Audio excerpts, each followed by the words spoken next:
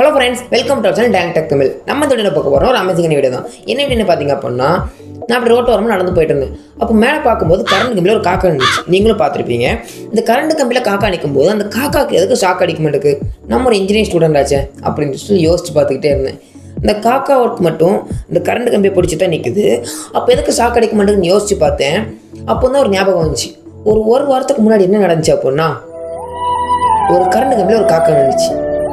Shock அடிச்சு அப்படியே கரிஞ்சு தொங்கிச்சு. அந்த ஒரு வாரத்துக்கு முன்னாடி நடந்த கதையை பார்த்தீங்க அப்படின்னா காக்கா வந்து ஷாக் அடிச்சு கரிஞ்சு தொங்கிட்டு இருந்துச்சு. அந்த காக்கா ஷாக் அடிச்சு கரிஞ்சு தொங்குது, இந்த காக்கா அசால்ட்டாக நிற்குது.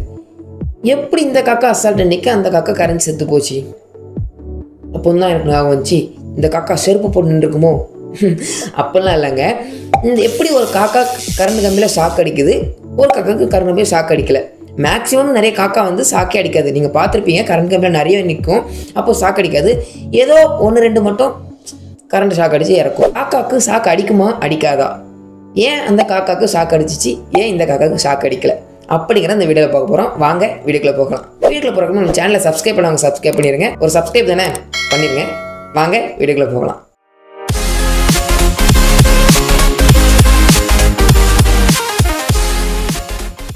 இப்போ நீங்கள் என்ன பண்ணுறீங்க அப்படின்னா கார் எடுத்து சென்னையிலேருந்து கன்னியாகுமரி வர போகிறீங்க. இப்போ உங்களுக்கு 2 ஆப்ஷன் இருக்குது. என்னென்னு பார்த்தீங்க அப்படின்னா, ஒன்று என்னென்னா இடையில இருக்க சின்ன சின்ன ஊர் டிராஃபிக்லாம் புகுந்து போகிற ஒரு ஆப்ஷன் இருக்குது. 2வது ஆப்ஷன் பார்த்தீங்கன்னா பைபாஸில் ஸ்ட்ரெயிட்டாக அந்த ஊருக்கு போகிற ஆப்ஷன் இருக்குது. நீங்கள் எதை சூஸ் பண்ணுவீங்க?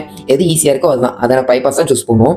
அதே மாதிரி தான் எலக்ட்ரானும் எந்த பாதை ஈஸியாக இருக்கோ, அதாவது ரெசிஸ்டன்ட் கம்மியாக இருக்கிற பாதையை தான் எலக்ட்ரான் சூஸ் பண்ணும். நம்ம பவர் கேலாம் பார்த்தீங்க அப்படின்னா ட்ரிபிள் ஏசிங்கிற அலுமினியம் அலாயால் ஆனது. இதோட ரெசிஸ்டன்ஸ் பார்த்தீங்க அப்படின்னா 1 மீட்டருக்கு 0.004 ஓம்ஸ் இருக்கும்.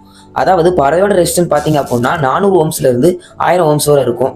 அதாவது நம்ம பறவையோட ரெசிஸ்டன்ஸ் வந்து லைனோட ரெசிஸ்டன்ஸ் விட ரொம்ப ரொம்ப ரொம்ப அதிகம்.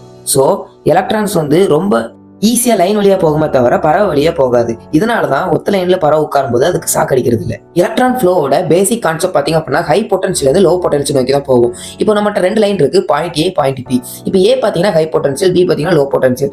பறவை ஒரு லைனில் கால் வைக்கும்போது ஒன்றும் ஆகாது. பாயிண்ட் ஏ பாயிண்ட் பி 2 லைன்லையும் சேர்த்தாப்புல ஒரே டைமில் கால் வைக்கும்போது ஷாக் அடிக்க தான் செய்யும். பறவைக்கும் ஷாக் அடிக்க தான் செய்யும். பாயிண்ட் ஏலேருந்து பாயிண்ட் பிக்கு பறவை வழியாக கரண்ட் பாஸ் ஆகும்போது பறவைக்கு ஷாக் அடிக்கும். உங்களுக்கு புரிஞ்சிருக்கும்னு நினைக்கிறேன். இதுக்கு தான் கரண்ட் கம்பியில் காக்கா நிற்கும் போது ஷாக் அடிக்காமல் இருக்குது. மற்றபடி காக்கா செருப்புலாம் போடாது.